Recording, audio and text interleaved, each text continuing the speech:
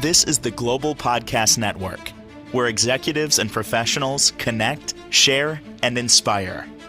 Stay tuned for the conversations that drive success.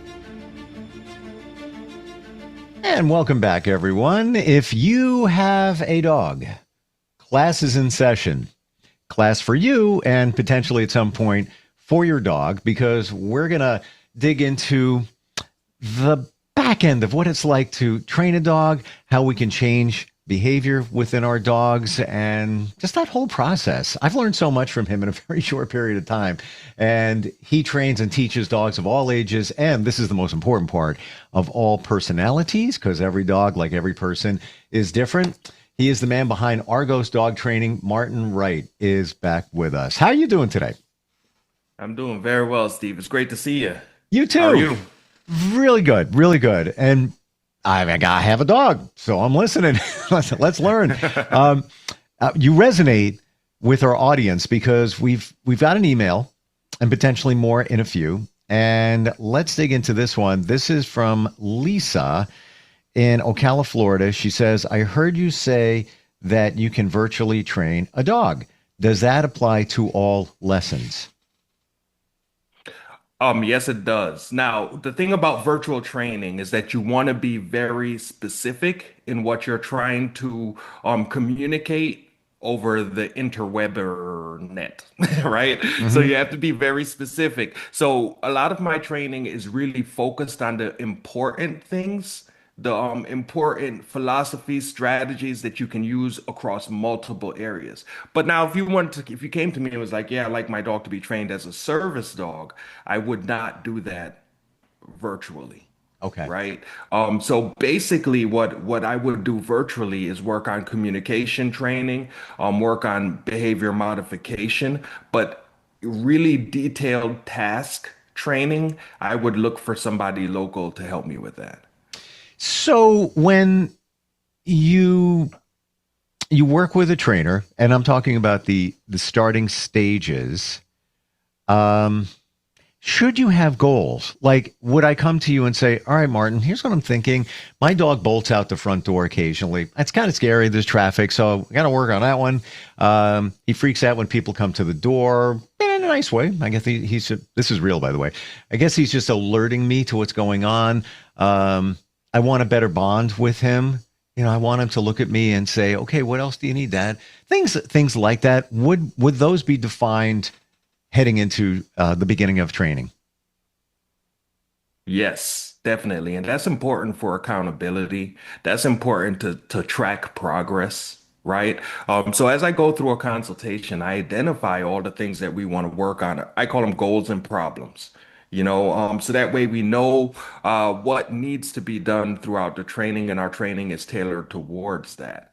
If I don't have goals, if a client comes to me and is like, Martin, I just love you and I just want to just hang out with you and train my dog, there's nothing wrong with my dog, then I have to find goals, Okay.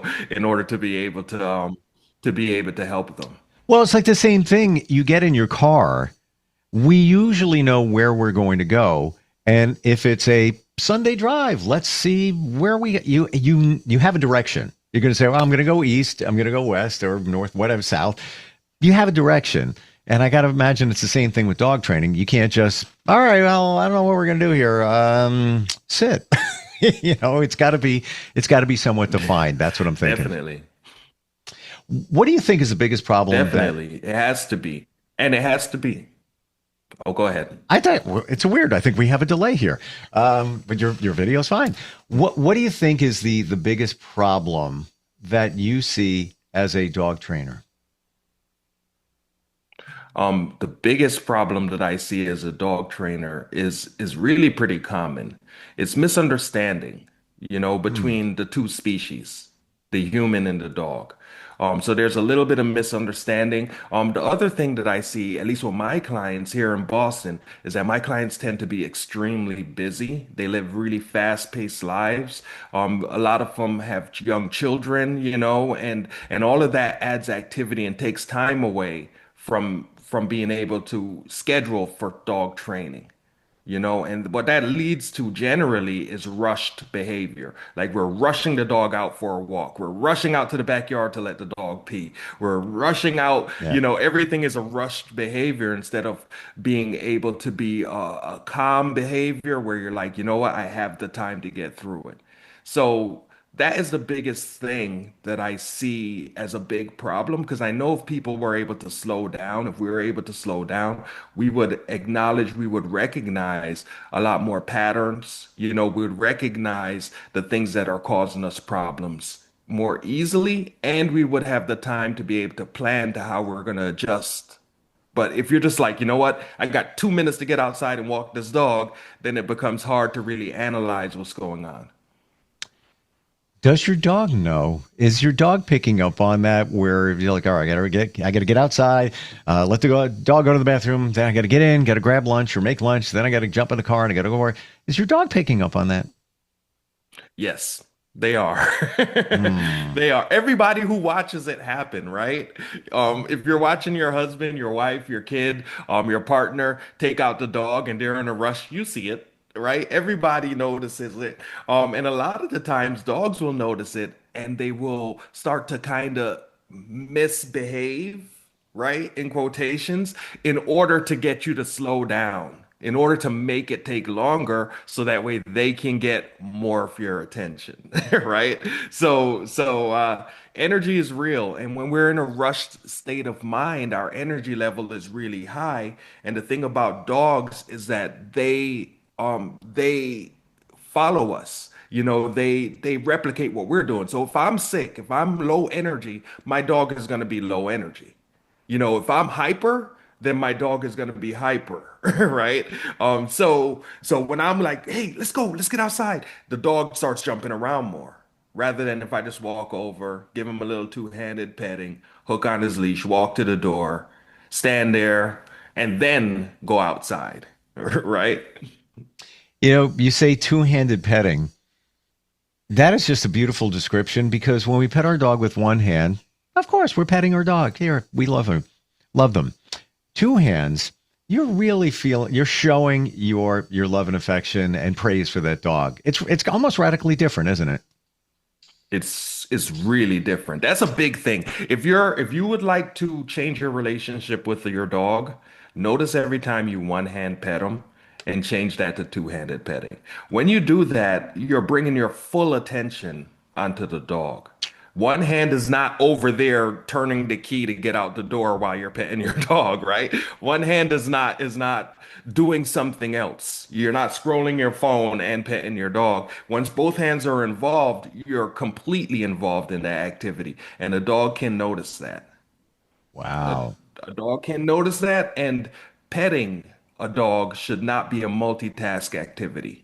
You can multitask with 1,000 things, but when you're interacting with another person, and dogs are people too, when you're interacting with another person, you want to make sure, especially a person who doesn't speak English, is not the same as us, a different species type of person. You want to make sure that you're 100% involved and engaged.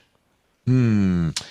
Seeing and this is the stuff you bring to light. And sometimes it's so simple, but we miss it with our busy, fast paced lives. So pets are people too. Like you said, we love them. Would you walk up to somebody you love, like a close family member? It could be a child, sibling, partner, whatever it is. Would you walk up and just go, quick pat in the back and then walk away?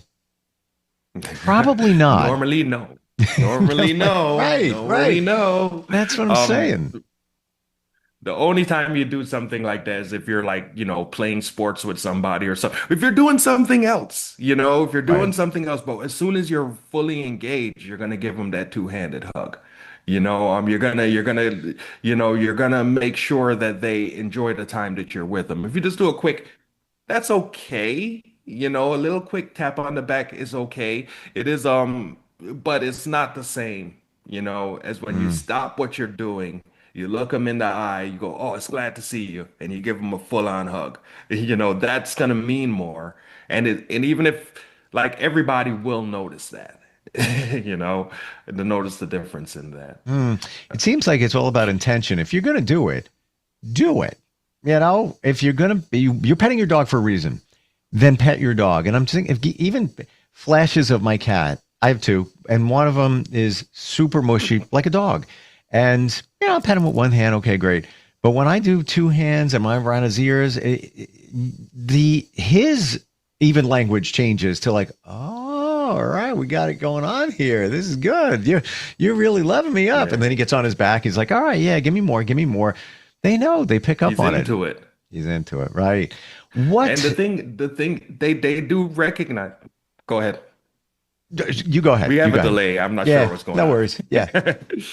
The thing is that it's hard for us because of our habits. A habit is something we do without thinking about it. So as we're getting ready to take our dog out to go to the bathroom, we have a series of habits that we just run through, programs that we do. A lot of the times we have to be really aware. With my clients, what I do sometimes is I tell them put a little sticky note on the door. Hey, calm down, slow down. Pet the dog, a little thing just to remind you, because changing that habit from what we normally do, even when we know better, changing the habit from what we normally do to what's new, to the new way that we're going to interact is tricky, Hmm. and with dogs, it's the same kind of thing. They have habits too. Really, as we're training them, what we're trying to do is change their habits, right? And to change a dog's habit, we have to give them a new experience. And as we practice that new experience, that becomes an association. And as we run through that association multiple times, that forms a habit. And then when we get to the habit area, we don't have to do anything. It's the dog's natural habit to calm down before they go outside. It's our natural habit to, before we open the door, kneel down, two-handed petting, massage the dog, and then it takes no effort once it becomes habit. Now I'm seeing the pieces all come together because, as we've discussed, the ultimate goal is you don't want to always keep throwing your dog treats as a reward. You want them to be happy with you praising them or call it petting them. You've been doing this for a long time. Martin, are there aspects of your dog training that you would say that you specialize in? Yes. I specialize in pet dog training. Most of my clients, they're clients who have problems with their dog, and then they come to me to solve those problems. So I'm specialized as a problem solver, but I also specialize in puppy development, raising dogs so that way they don't have a lot of issues and problems, and also in canine communication. Being able to read, take information from the dog, and to give information to a dog efficiently and effectively. Hmm. If somebody doesn't have a dog, they're considering getting one, would you say that get a puppy because it's kind of a clean slate? Or, if they're thinking about maybe a dog in a shelter, that's a few years old, is that just as good? Yes, it is just as good, but they're both going to give you challenges. Whenever we add somebody to our family, right, there's going to be an adjustment period.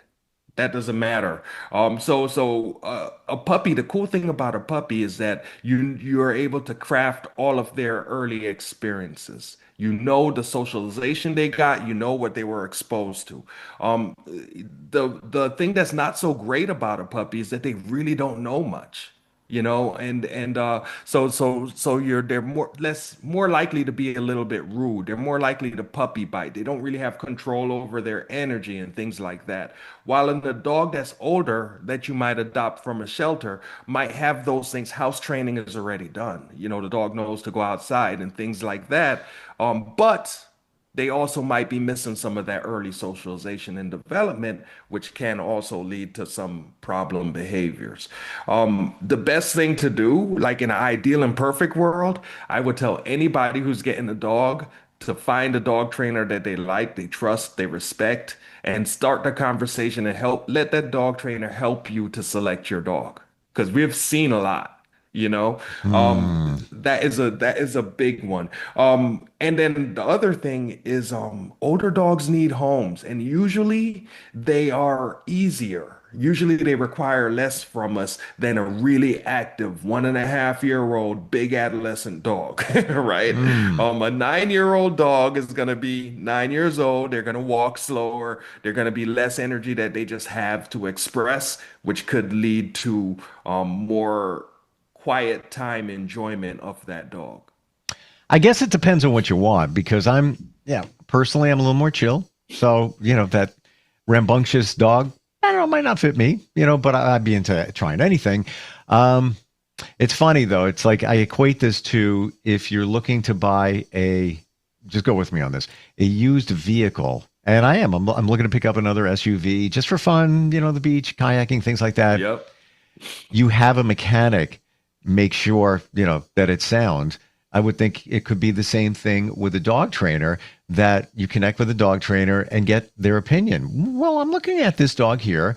I want to rescue it from a shelter. There's also one over here. What are your thoughts? It sounds like kind of the same thing in a way. Back in the old days, my teachers would actually go to shelters and go to breeders with their dog owners in order to make sure that they helped pick the right dog. With Right. today's technology, we're able to get on a video call. Like things have changed so much since when I started. You Yeah. have to get so it's like it's almost there's no excuse almost to not have somebody who've seen many dogs and many dog problems, and seen many happy situations with dogs, to be there in the room with you as you're selecting your dog.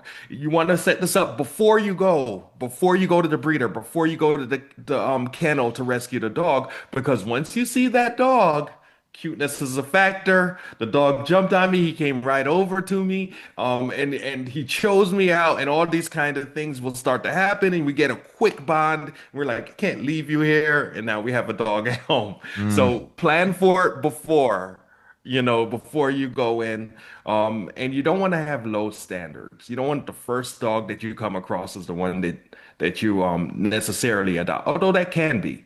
But you want to make sure that you get the right one for you. Let's be honest. If you're going to a shelter, you take every dog if you could because you're going there for a reason. You want to get that dog and give him a wonderful home. But yeah, you wouldn't pick a partner. You wouldn't just walk into, a restaurant, bar, club, whatever, and just, oh, yep, you're it. You're the one. You want to make You're sure. it. You smiled at me first. You Right. smiled at me first. You win. Yeah. No, you wouldn't do that. You have to kind of know, yeah, it's nice that you smiled at me, but I could also see that your shoes are untied and your zipper is down. So Whatever. you don't really take care. You're not really watching out what's going on. So you might not be the right one for me. So you could kind of see those kind of things. Although the smile is nice and the fact that you ran over to me is nice, now I have to kind of help you to make sure your shoes are tied, right?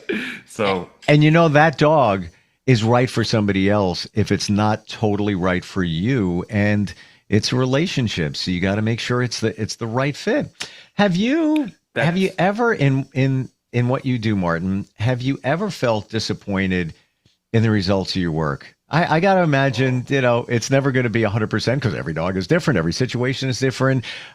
Every dog's person is different. Yes, I have felt disappointed in the results of the work. So when you're training a dog, I think of it as like there's three parts to it, right? There's the dog trainer, there's the dog, and then there's the dog owner. All of these bring different elements into the training. And sometimes I come across a dog that just takes them longer to learn. Although it ends up being really good for the owner, by the time I'm done with my program, I don't feel like I got to where I want to get to with that dog. And that's always a disappointment. Sometimes I have an owner who, because life is busy and all of the things are going on, they're not able to give enough right at that moment as we start our training, as we start our time together, or something happens in life, with the owner, so they're not able to really focus on their dog training. And then when we come to the end of that program, I always feel a little bit like, oh, I'm not really happy with this because we didn't get there. What I try to avoid and what I think I avoid pretty well is my aspect, like getting to the point where it's like, you know what, Martin, you didn't do a good job. But I do analyze every dog client that I take, whether virtual or in person, and to make sure that I am providing the quality of instruction, so that way they can be as successful as possible. You know, Hmm. um, it's kind of like that. I'm a professional, so like if you get a professional house painter, they're gonna paint your room perfectly, and you expect to see no paint where it shouldn't be, right? And they're gonna do it fast. That's the way I kind of think of it as a dog trainer. But at the same time, I need to make sure, that the client gets what they want out of it. Well, Sometimes, your dog. sometimes I I'm sorry. could Go ahead. be. Sometimes I could be a little disappointed with where we got to, but my client is extremely happy. That Gotcha. happens a lot too. Well, it sounds like you're a perfectionist. You want the best for your client and their dog. And, using the house painter analogy, yeah, there's levels of professionalism with that line of work and what you do. I feel the only difference is that painter can control the paint situation. If he's careful, meticulous, he's not going to spill paint. If he does, he's going to make sure it's not an issue. He's going to cut in, a line of paint around the ceiling. That's on him. You have variables. You have a dog. There's emotions going on there. There's energy going on there. There's a lot of potentially uncontrollable things in the mix. But looking at your reviews, you got many of them, 5-star. Like you get it done. You get it done, and Yeah. virtually too. Yes, there is a thing, but you know what? A lot of the variables are predictable. When you see enough dogs and you see enough people, you could kind of know, this is going to be an issue here, and you could, from the very beginning, start to set things up to avoid major problems that come across, you know? Gotcha. But that comes with experience. There's a lot of good dog trainers who are in the beginning. And they do need support. They do need, to continue their path. But the only way to get there is to actually train a bunch of dogs. That way, what your clientele is likely to be like. What the situations are likely to be like. What is the best way for somebody to start a conversation with you? And again, that's a relationship too. Even as the Oh dog's yes. human, and you got to make sure that we're on the same page. We're vibing each other. Guess it starts with a conversation. How do we do that? Best way is to just jump onto Argos Training. That's Argos Training, just like how you would train. But .com. Jump on there. Once you get on there, you'll be able to see all the things that I have. Also, they have a big red button that says contact us. If you click that button, then you'll be able to fill in a little information, and then you'll get a call from me eventually, within a day or two. We'll set up a time to talk, and that's the best way. We get on the phone. It's quick, it's easy. That's the best way. But I'm also available through all the social media platforms, not all of them. TikTok, Facebook, Instagram, YouTube. So those are ways to reach out to, but the best way is Argos.com. ArgosTraining.com, sorry. And I just want to add with the virtual training, you have your clients do videos, and a big part of your day is reviewing videos. It's almost like that's your homework. You look at the videos, analyze them, then make suggestions and tweaks along the way, which I've never heard anybody in your line of work do. Never. Like it's just analyzing videos, and it makes sense. It's Yeah, and that's a part of it. I'm also working with dogs, that come for board and trains. I'm working with clients who come in for private instruction. But definitely a huge part of it is looking at those videos and using those skills that I've developed to be able to communicate clearly with the client and sending them back videos, sending them back audio. So that way they could watch their video, they could listen to my audio, they could see what I'm telling them, and then they could start to practice it in a different way in order to get better results. you know. ArgosDogTraining.com. Martin, thanks for being here today. Again, as always, I learn a lot, as we all do. And if anybody has a question, very easy. Instant feedback, Steve at gmail.com. We'd love to dig into that next time we get together. Thank you again. Thank you. It Appreciate was a pleasure. This is the Global Podcast Network, where executives and professionals connect, share, and inspire. Stay tuned for the conversations that drive success.